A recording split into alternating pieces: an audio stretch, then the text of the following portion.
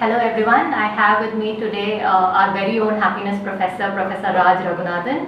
Professor Raj is the Professor of Marketing at the McCombs School of Business, University of Texas, Austin. His research work mainly focuses on how people's judgment and decisions have an impact on their happiness and fulfillment. His work has been published in numerous top journals, including the Journal of Marketing, the Journal of Marketing Research, the Journal of Consumer Psychology, and many others. His course on Coursera titled A Life of Happiness and Fulfillment is one of the top 50 courses of all times, and he's recently come out with his book, If You Are So Smart, Why Aren't You Happy? So if you're curious, go and read it. So I'm very glad to be able to talk to the professor today. Good. Thank you so much, Professor, for joining us. So we all know that happiness is a very fuzzy term, and we are trying to figure it out for ourselves at some level or the other. So when we say employee happiness, how do we understand this, and how is it different from employee satisfaction? It's a very good question. It is true that coming up with a definition of happiness that everybody agrees with is tough. But nevertheless, I think that most of us would associate certain qualities with this term happiness. We all know that it's a positive feeling rather than a negative feeling, for example, and that different things perhaps lead to the state of positive feeling for different people. All these things we can agree on. In the research, they try to distinguish between what might be called experienced happiness and what might be called reflective happiness. Experienced is, like it sounds, it's what you're experiencing right now, body-wise, sensation-wise. Is it positive or is it negative? Now, the reflective happiness has to do with more of a cognitive, thoughtful assessment of all things considered. How's your life going? So you might actually have a headache now, but you might report a high level of reflective happiness because you have a good bank balance, your relationships are going well, your job prospects are good, and so on and so forth. And you can think of the term satisfaction as capturing this reflective happiness a little bit more. So if somebody says that they have a high level of job satisfaction, perhaps what they really mean is that overall, all things considered, I'm happy with my work. I have a good relationship with my boss. My career prospects in this company are good. I'm learning, developing, etc. Happiness, employee happiness, I think perhaps captures more of this kind of experienced emotions as you go about your job. And to me, of course, the term happiness captures not just the experience part of it, but also the reflective part of it. I think that somehow the term happiness is a little more intuitively appealing to me. Satisfaction seems a little bit dry, So if I say that I'm happy at work, whereas if I say I'm satisfied at work, there's a difference, It almost seems like satisfaction is the first level and happiness is the higher level. It's more intense, it's more emotional. That's why I prefer the term happiness, but really by the term happiness I mean both the reflective part of it, or the experience part of it, and the reflective part of it. So, Professor, another key issue that organizations worldwide face today is the high attrition rate that they have to deal with. In that context, how do you think employee happiness will have an impact in today's corporate setup? High attrition rate. I think employee happiness, if you increase it, is going to have a very positive effect on employee attrition. It's going to lower employee attrition. Why? Because of a variety of reasons. First off, when people are happier, they tend to forge better relationships with other people. And so if employees are happy and they come into work, there's a higher chance that they're going to form a sense of connectivity, sense of belonging even, a sense of camaraderie with the other employees. That in turn is going to make them feel that, I have good friends here, I belong here. This is a company that is kind of like my second family almost, so that kind of a feeling. Therefore it's going to lower the attrition rate. If you think about some of the reasons for why attrition happens, right? People are don't get along well with other people, particularly their boss, or they feel that there's not enough growth, there's not enough satisfaction with the company, or they feel that they have lower levels of autonomy and they're not really empowered in the company. They don't feel that they have the authority or the freedom to make decisions as they want to. And all three counts, happiness is likely to be a positive influence. I've already talked about belonging, right? And it's going to improve relationships with everybody, including your boss, if you're a happier person. Second is in terms of learning and skills, and it turns out that happier people are more creative. happier people think more expansively. They evaluate things a little more positively. It's called mood congruency effect. So because of all these reasons, the same job is likely to be more well received by a happy employee than by an unhappy employee. So even in terms of the job and learning and growth, they're going to evaluate the same job a little bit better.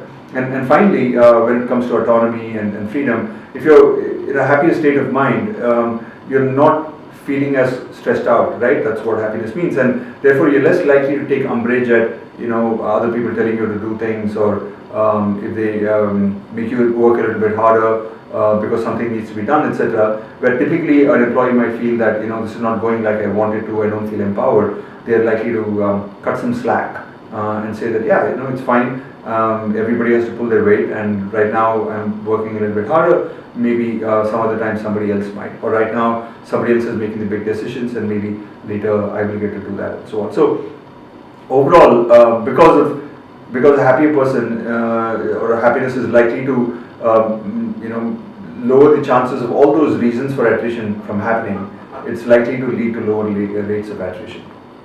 So, Professor, we spoke about how employee happiness actually reduces attrition rates. And in other words, I think you meant that employee happiness leads to better interpersonal skills and team productivity at work. But is this concept of employee happiness and every individual's own responsibility, or can organization as external parties influence this factor? As you might imagine, it's both, right? I think employees can take their own happiness as something that they are responsible for. And I think it is also true that organizations can do quite a bit to enhance the happiness of employees.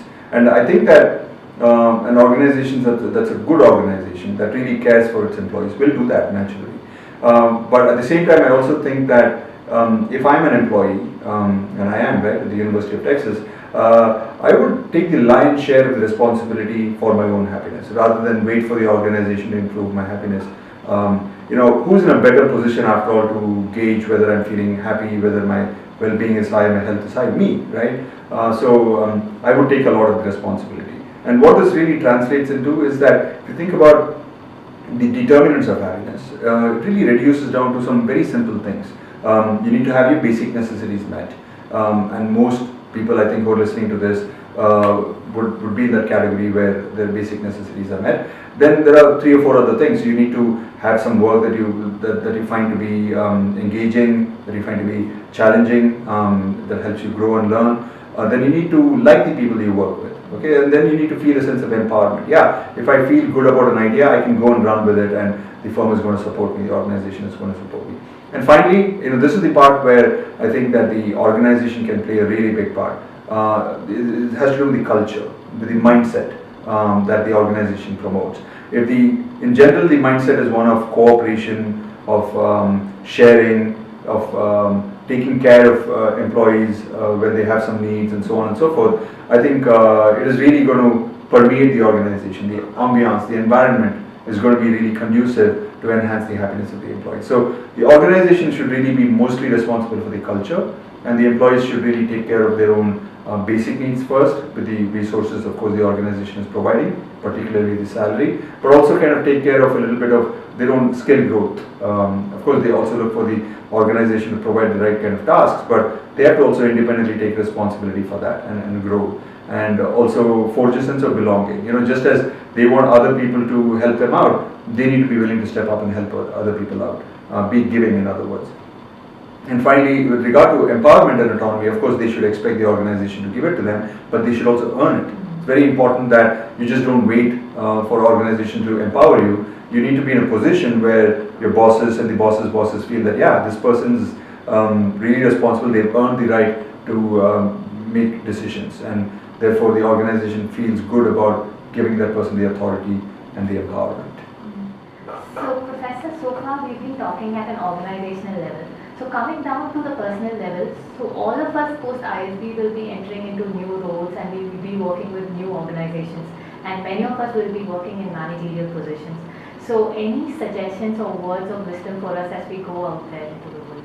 Mm-hmm. Yeah, I do have some suggestions. So if you look at some of the ways in which the future world is going to change, right? How it's different from what we're used to in the past. One is that it's much more of a frenetically paced world. There's going to be a lot of information flowing at you from different directions. You might have to travel a lot.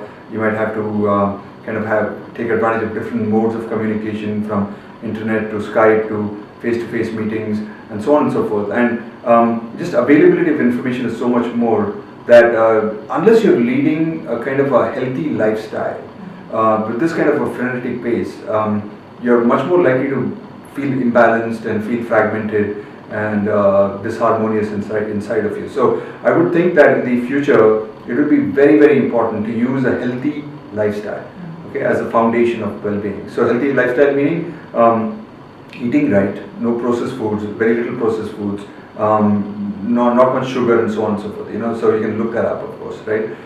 Eating right, sleeping better, right? Getting at least 7 hours of sleep every night, I would say, on average, every 24-hour period. And finally, moving more, exercising. Having a 20-minute, at least 20-minute workout in the evenings, and ideally a 45-minute workout. So that's one.